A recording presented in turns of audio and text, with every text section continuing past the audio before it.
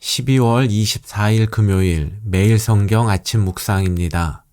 오늘의 본문은 골로새서 1장 15절에서 23절입니다. 창조의 주 예수 그리스도라는 제목으로 말씀을 묵상하겠습니다. 성탄절을 하루 앞둔 오늘은 골로새서 본문을 통해 예수 그리스도가 어떤 분인지를 살펴보겠습니다. 13절에서 17절의 제목은 구원자이며 창조주이신 그리스도입니다. 예수님은 누구이신가? 첫째, 예수님은 우리의 구원자이십니다. 13절과 14절입니다. 그가 우리를 흑암의 권세에서 건져내사 그의 사랑의 아들의 나라로 옮기셨으니 그 아들 안에서 우리가 속량 곧 죄사함을 얻었도다. 하나님은 어둠의 영적 세력의 지배를 받던 사람들을 건져내어 하나님이 사랑하는 아들의 나라, 곧 예수 그리스도의 나라로 옮기셨습니다. 하나님의 나라를 그리스도의 나라라고 표현한 데에는 두 가지 의미가 있습니다. 하나는 하나님의 나라를 예수님께서 다스리신다는 의미이고, 다른 하나는 14절에 나오듯 우리가 속량 곧 죄사함을 받은 것은 그리스도를 통해서라는 의미입니다. 13절과 14절에 담긴 구원의 의미는 어제 날짜 매일 성경 해설을 통해 확인해 보시기 바랍니다. 예수님은 누구이신가? 예수님은 창조주이십니다. 15절입니다. 그는 보이지 아니하는 하나님의 형상이시오 모든 피조물보다 먼저 나신 이시니. 예수님은 보이지 않는 하나님의 형상입니다. 형상은 안에 있는 본질을 밖으로 잘 보여주는 것을 말합니다. 즉 예수님이 하나님의 형상이란 말은 보이지 않는 하나님의 본질을 반영하는 분이란 뜻입니다. 여기서 예수님이 반영하는 하나님의 본질은 창조의 능력을 말합니다. 그래서 예수님을 하나님의 형상이라는 표현에 이어서 그는 모든 피조물보다 먼저 나신 분이라는 묘사가 나오는 것입니다. 예수님이 모든 피조물보다 먼저 나셨다는 것은 하나님이 예수님을 제일 먼저 창조하셨다는 뜻이 아닙니다. 이에 대한 설명이 16절과 17절입니다. 만물이 그에게서 창조되되 하늘과 땅에서 보이는 것들과 보이지 않는 것들과 혹은 왕권들이나 주권들이나 통치자들이나 권세들이나 만물이 다 그로 말미암고 그를 위하여 창조되었고 또한 그가 만물보다 먼저 계시고 만물이 그 안에 함께 섰느니라. 바울은 창조하다라는 동사와 세 가지 전치사를 통해서 예수님과 하나님 그리고 피조물과의 관계성을 설명합니다. 그 전치사들은 화면에 나오듯 무엇 안에서 라고 번역할 수 있는 n과 방법을 의미하는 dia와 목적을 의미하는 eis입니다. 묵상과 설교라는 매일 성경 묵상 해설집에는 이 부분에 대해서 다음과 같은 설명을 하고 있습니다. 바울은 보이는 것과 보이지 않는 것을 포함한 하늘과 땅의 모든 것들이 예수님 안에서 예수님을 통해서 그리고 예수님을 위해서 지음받았다고 말한다. 하나님의 창조 과정에서 예수가 창조의 통로로 함께했고 심지어 창조의 최종 목적이 예수라고 묘사한 것이다. 그렇기에 예수가 먼저 나신이라는 말은 단순히 피조물보다 먼저 존재한 자의 의미를 넘어 창조 과정의 시작자이기에 만물에 대한 권위자요, 통치자라는 뜻도 있다.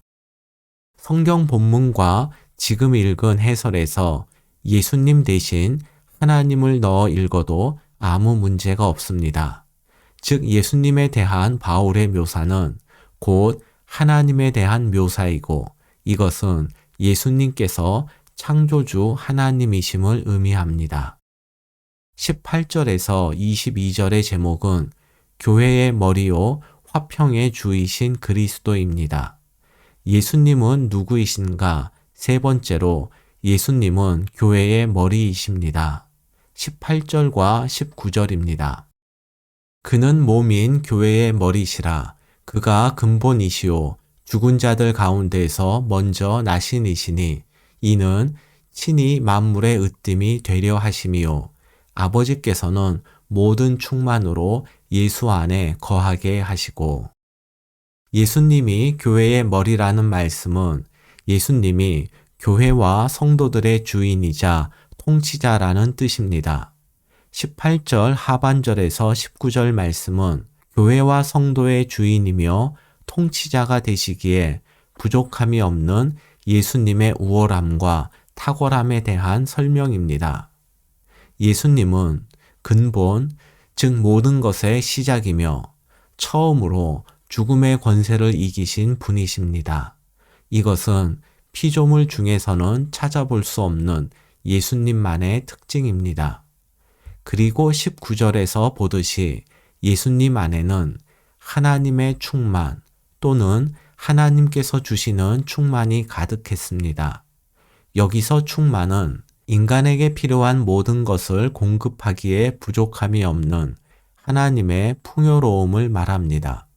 이처럼 예수님은 모든 피조물과 비교할 수 없을 만큼 우월하고 탁월한 존재이기 때문에 교회와 성도의 주인이요 통치자가 되시기에 부족함이 없는 분입니다.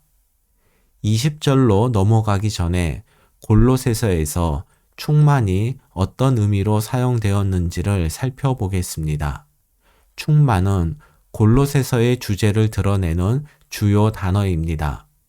골로새 교회를 비롯해서 당시 교회에 침투한 이단들은 구원을 얻는 데 있어서 예수님만으로는 부족하고 금욕이나 선행 또는 천사 숭배와 같은 인간의 노력이 필요하다고 주장했습니다.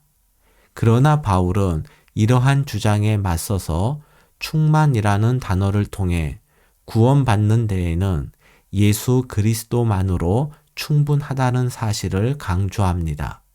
19절의 충만은 이러한 배경 속에서 나온 말씀입니다. 예수님은 누구이신가? 마지막 네 번째로 예수님은 화평의 주이십니다. 20절입니다. 그의 십자가의 피로 화평을 이루사 만물 곧 땅에 있는 것들이나 하늘에 있는 것들이 그로 말미암아 자기와 화목하게 되기를 기뻐하심이라.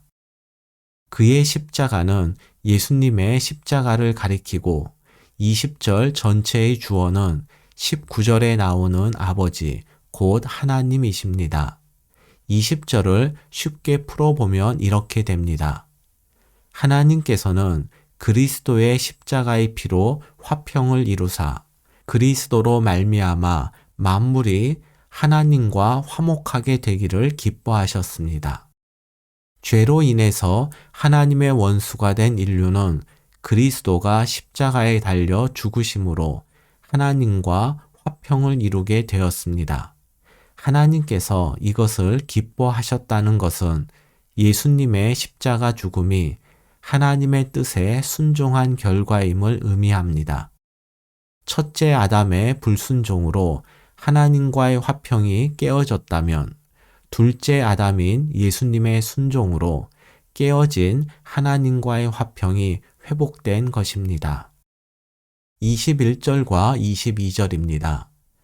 전에 악한 행실로 멀리 떠나 마음으로 원수가 되었던 너희를 이제는 그의 육체의 죽음으로 말미암아 화목하게 하사 너희를 거룩하고 흠없고 책망할 것이 없는 자로 그 앞에 세우고자 하셨으니 21절과 22절에서는 전에와 이제는 이라는 단어의 대조를 통해서 20절의 내용을 반복하고 있습니다. 전에는 곧 그리스도의 십자가 사건 이전의 인간은 악한 행실로 인해 하나님의 원수였습니다. 그러나 지금은 곧 그리스도의 십자가 사건 이후 예수님을 믿는 자들은 하나님께서 거룩하고 흠이 없고 또 책망할 것이 없는 자로 여기시고 하나님 앞에 서게 하셨습니다. 예수님의 십자가를 통해서 인간이 하나님과 화평을 이루게 되었다는 내용을 2번 반복한 것은 예수님의 십자가 외에 하나님과 화평을 이룰 수 없음과 오직 예수님만이 화평의 주님이심을 강조하는 것입니다. 23절입니다. 만일 너희가 믿음에 거하고 터 위에 굳게 서서 너희 들은 바 복음의 소망에서 흔들리지 아니하면 그리하리라. 이 복음은 천하 만민에게 전파된 바요. 나 바울은 이 복음의 일꾼이 되었노라. 본문의 표현을 볼 때 당시 골로새 교회에는 이단들과 거짓 선생들의 가르침으로 인해서 복음의 소망, 곧 하나님 나라에 대한 소망과 확신이 흔들리는 사람이 많았으리라 생각할 수 있습니다. 우리는 화평의 주이신 예수님을 믿음으로 하나님과 화평을 이루었습니다. 지금부터 중요한 것은 예수님의 십자가만으로는 부족하기 때문에 인간의 노력으로 구원을 완성해야 한다는 잘못된 가르침에 흔들리지 않고 오직 예수님만이 우리의 구원자가 되시며 예수님만으로 충분하다는 믿음을 지켜가는 것입니다. 이것이 지금까지 온 지역에 전해진 복음의 핵심이요. 이를 전하기 위해서 바울은 복음의 일꾼이 된 것입니다. 이상으로 2021년 매일 성경 아침 묵상을 마칩니다. 다음 주 한 주간은 쉬고 새해 묵상 영상은 2022년 1월 3일에 시작할 예정입니다. 지난 1년간 걸어온 믿음의 길을 2022년에도 변함없이 걸어가는 저와 여러분이 되기를 주님의 이름으로 축복합니다.